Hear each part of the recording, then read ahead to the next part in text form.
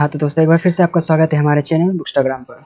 आज हम लेके आए हैं नई किताब जिसका नाम है 8 रूल्स ऑफ लव, जिसे लिखा है जे शेट्टी ने। इसका सबटाइटल लिखा हुआ है how to find it, keep it and let it go. सबसे पहले इसका इंट्रोडक्शन देते हैं। तो इसमें सबसे पहले बताया गया है कि व्हाट इज़ लव, क्या होता क्या है। तो what is the difference between the love and like. So there is one example, when you like a flower you pluck it. When you love a flower, you water it daily. This is the idea of love.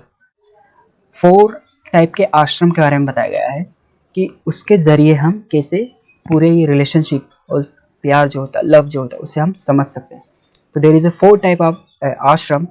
First is Brahmacharya, second is Grihastha, third is Vanaprastha and fourth is a Sannyasa. तो सबसे पहले पहला जो आश्रम है ब्रह्मचार्य, तो उससे हम सीखते हैं प्रिपेयरिंग फॉर लव। गृहस्था, इसमें हम सीखते हैं when extend love to the other while still loving ourself, मतलब प्रैक्टिसिंग लव। वानप्रस्था में हम सीखेंगे protecting love, how to resolve problem. Fourth आता है Sannyasa, perfecting love for every person for every moment becomes love becomes boundless, be realized we can experience love with any time with anyone. So it's preparing for love first, second is practicing love, third is protecting love and fourth is a perfecting love. पहले जो इसमें जो rule बताया, इसमें बताया गया है कि अपने आप को पहले अकेला रहना सीखना चाहिए। एकांत में इंसान को रहना चाहिए, जब वो अपने आप को अच्छे से जान पाएगा। अगर आप अकेला रहना सीखोगे तो आप समझोगे, प्यार को भी समझोगे और अपने आप को भी समझोगे। So this is what most important part of it, this is the first step. तो आत्म प्रेमा मतलब खुद से प्यार करना आपको पहले सीखना पड़ेगा। जैसे कि कोई बोलता है लोनलीनेस, अकेला रहना, और solitude, there is a different of नजरिया how to we see to the loneliness and solitude. Loneliness is nothing, but when you use loneliness to glorify your idea, your habits, your emotions, that is solitude. तो हमें ये समझना है कि loneliness से हम solitude की तरफ कैसे जाएंगे। तो this is the first rule of this book and second rule of this book is don't ignore your Karma. What is Karma? So first of all हमें समझना पड़ेगा कि कर्मा क्या होता है। Law of cause and effect, मतलब कि अगर आप किसी चीज़ को चूज करते हो तो उसका एक कंसिक्वेंसेस होगा। मतलब कुछ हम क्या समझते हैं, कर्मा मतलब ये होता है कि हम अगर किसी के साथ बुरा करेंगे तो हमारे साथ भी बुरा होगा, लेकिन ऐसा नहीं है। Karma means not that.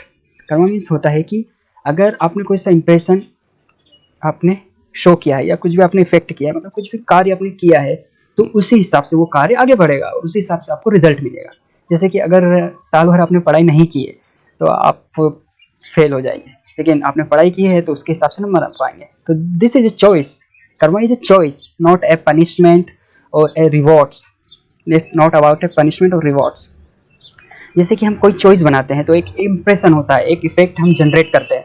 तो अगर वो चीज़ अच्छी हुई तो हम उसे रिपीट करते हैं, अगर हमें लगता है कि वो अच्छी है तो हम रिपीट करते हैं, तो उस हिसाब से काम होगा। लेकिन हम चेंज करते हैं इंप्रेशन को तो उसके हिसाब से काम होगा।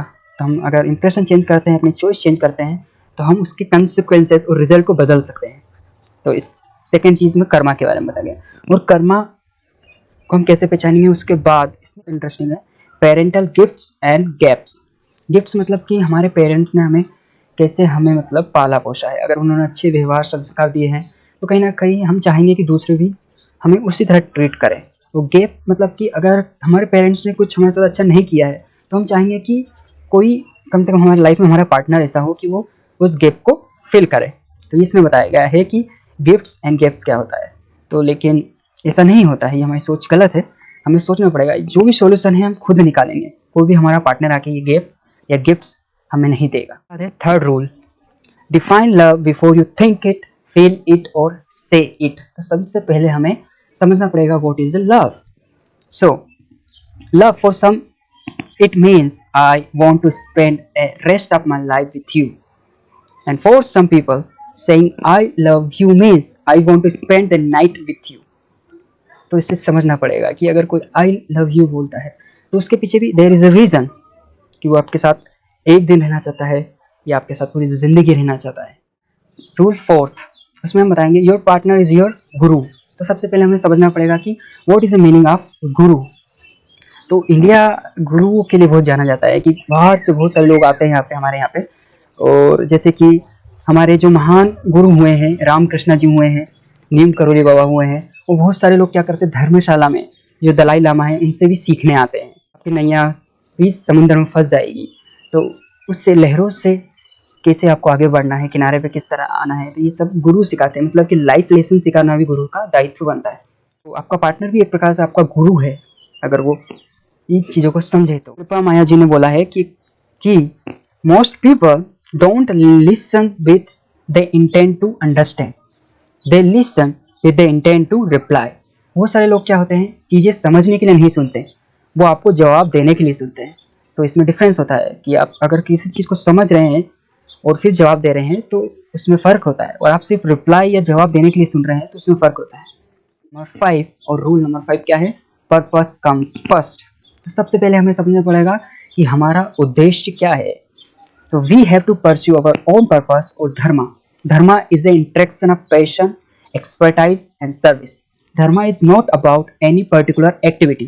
It's a more about why you do that activity. It is a passion. Your dharma is a journey, not a destination. आपके उद्देश्य के लिए जीवन जी रहे हो, मतलब कहीं ना कहीं आप अपने धर्म या पर्पस के लिए काम कर रहे हैं। उसके बाद इसमें बताया गया है कि कितने ही अप्स एंड डाउन आ जाए, लेकिन अगर आपका कोई पर्पस है तो कहीं ना कहीं वो आपको एक स्टेबल करता है। Your purpose has to come first for you and your partner's purpose has to come first for them. तो आपका पार्टनर का भी एक पर्पस होना चाहिए और आपका खुद का एक पर्पस होना चाहिए कि कैसे हम अपने पर्पस को जानेंगे, उद्देश्य को समझेंगे। तो सबसे पहले लेट्स विन, ये शॉर्ट फॉर्म है इसका।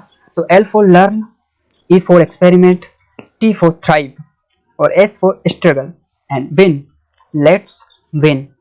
तो सबसे पहले हमें सीखना है, उसके बाद एक्सपेरिमेंट करना है कि क्या चीज़ हम पे लागू हो रही है, क्या नहीं हो रही है। उसके बाद टी फॉर थ्राइव, थ्राइव का मतलब होता है परफॉर्म करना, उसको हमें परफॉर्म करना पड़ेगा। तो उसके बाद होता है एस स्ट्रगल, तो स्ट्रगल करना है। तो स्ट्रगल से हम समझेंगे कि हमें क्या वीकनेस है हमारी और कहाँ पर हमें सुधार करना है। और फिर उसके बाद वेन, तो पर्पस आपको किस तरह वेन की ओर, जीत की ओर ले जाएगा। तो ये this is a process, let's win, this is a pyramid of purpose, how to find your purpose and how to continue it. इसके बाद आता है 6th रूल, विन और lose together. Conflict is the beginning of consciousness, संघर्ष ही चेतना की शुरुआत है। तो विन और लूज टुगेदर, तो अगर आप रिलेशनशिप में रहते हो तो आपको साथ में जीतना है और साथ में हारना है। उनकी हार हमारी हार, उनकी जीत अपनी जीत, तो ये समझना पड़ेगा। Partners who avoid conflicts don't understand each other's priorities, value और स्ट्रगल। एवरी कपल फाइट और should be considered the ultimate guide to conflict resolution. तो रिजोल्यूशन वैसे ये लाइफ गाइड है, सभी के पास एक होनी चाहिए अगर जिंदगी को समझना है तो। इसके बाद we should fight with our partner not out of ego but because we want to protect and build a beautiful future. हम सिर्फ अहंकार में आके हमारे पार्टनर से लड़ाई नहीं करनी है, लेकिन एक अच्छा भविष्य बनाने के लिए कभी कभी लड़ाई भी बहुत ज़रूरी होती है। आप हारते हो, आपका पार्टनर हारता है, अगर आपका पार्टनर हारता है तो आप हारते हो, लेकिन अगर प्रॉब्लम जो है वो हारती है तो आप दोनों की जीत होती है। तो ये समझना, मिल के काम करना पड़ेगा जब जाके इसका सोल्यूशन निकलेगा। द फ्यूचर, तो कम्युनिकेशन, लिसनिंग और अंडरस्टैंडिंग भी बहुत ज़रूरी है किसी भी चैलेंज को सॉल्व करने के लिए। 3 टाइप्स की यहाँ पे आर्ग्यूमेंट होती है इन ए रिलेशनशिप और in other conditions. Pointless argument arise in the energy of ignorance, तो जिसमें पता नहीं होता है इंसान, पॉइंटलेस, जिसका कुछ तूल नहीं होता है, उसके पीछे लड़ाई होती है, तो वो होती है पॉइंटलेस आर्ग्यूमेंट। सेकंड है power argument, emerge in the energy of a passion, just want to win, अगर कोई जीतना चाहता है, सिर्फ जीतना चाहता है, तो सेकंड आर्ग्यूमेंट उसके लिए होती है। Third productive argument, energy of goodness, तो प्रोडक्टिव आर्ग्यूमेंट करनी है हमें, कुछ अच्छे के लिए आर्ग्यूमेंट करनी है। तो एनर्जी ऑफ गुडनेस, अपना इंटेंशन अच्छा होना चाहिए, पर्सपेक्टिव अच्छा होना चाहिए और लव होना चाहिए, जब जाके आप प्रोडक्टिव आर्ग्यूमेंट कर पाओगे।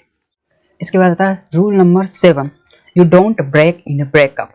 अब ब्रेकअप में कभी भी आप टूटते नहीं हो, मतलब कि एक इल्यूजन है, ये कि इंसान टूट गया है, बिखर गया है, लेकिन आप ब्रेकअप में बहुत सारी चीज़ें सीखते हो, अपने आप को आप समझते हो। Love is all not about a receiving, it is more in a giving. Kabirdas ji ने कहा था कि जो नदी आपके हृदय में बह रही है वो मेरे हृदय में भी बह रही है। तो all human beings are connected, we are the one world. कहीं आप अगर हम सेवा कर रहे हैं तो कहीं ना कहीं हम खुद की सेवा भी कर रहे हैं, कहीं ना कहीं प्यार बांट रहे हैं तो कहीं ना कहीं हमें वो प्यार मिलेगा। तो ये चीज़ हमें समझनी है। तो अगर आप सिर्फ प्यार लेने में आप विश्वास कर रहे हो कि आप जब सोचो कि हम सभी लोग मुझसे प्यार करें तो आप बहुत कम प्यार महसूस कर पाओगे। लेकिन आप कहीं ना कहीं प्यार फैलाने में अगर विश्वास करते हो, लोगों की सेवा करने में विश्वास करते हो, तो कहीं ना कहीं आप ज़्यादा प्यार को महसूस कर पाओगे।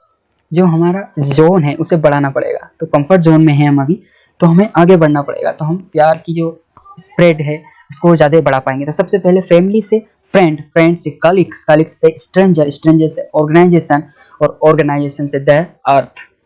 तो हमें हमारा कंफर्ट जोन बढ़ाना है। इंटरनेशनल बेस्ट सेलिंग ऑथर जय शेट्टी ने ये लिखी है। तो how to find it, keep it and let it go. तो इससे हम समझेंगे। तो ये सिर्फ एक पर्सन के लिए नहीं है love, love is about the earth. तो इसे हमें समझना है। धन्यवाद दोस्तों। अगर आपको ये समरी अच्छी लगी है तो हमारे चैनल को सब्सक्राइब कीजिए और लाइक कीजिए और शेयर कीजिए। Thank you.